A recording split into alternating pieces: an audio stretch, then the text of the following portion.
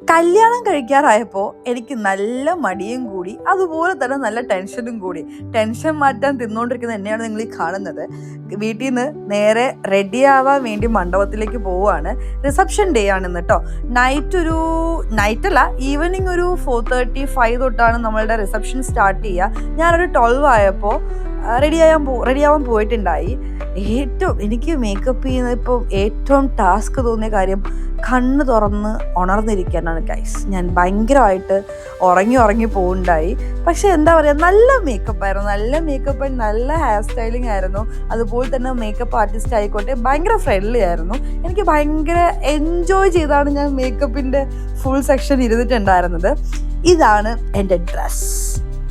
ഇതല്ല എൻ്റെ ഡ്രസ്സ്, ഇതാണ് എൻ്റെ ഡ്രസ്സിൻ്റെ ഫസ്റ്റ് ലെയർ.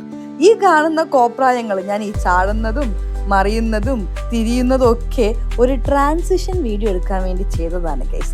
പക്ഷേ ട്രാൻസിഷൻ വീഡിയോ നടന്നില്ല. എൻ്റെ കോപ്രായം നിങ്ങൾ കാണട്ടെ എന്ന് ഞാൻ വിചാരിച്ചു. ഇതാണ് എനിക്ക് ഏറ്റവും ഇഷ്ടപ്പെട്ട ലെയർ.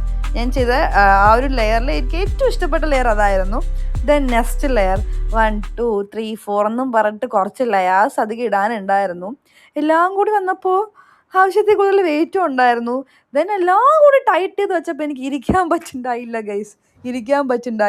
ഞാൻ പണ്ടത്തെ 90s-80s ആൾക്കാരെയൊക്കെ ഓർത്തുപോയി. അവരെയൊക്കെ സമ്മതിക്കണം. ദെൻ എന്താണ്, ഓവറോൾ ലുക്ക് എനിക്ക് ഭയങ്കര സാറ്റിസ്ഫൈങ് ആയിരുന്നു.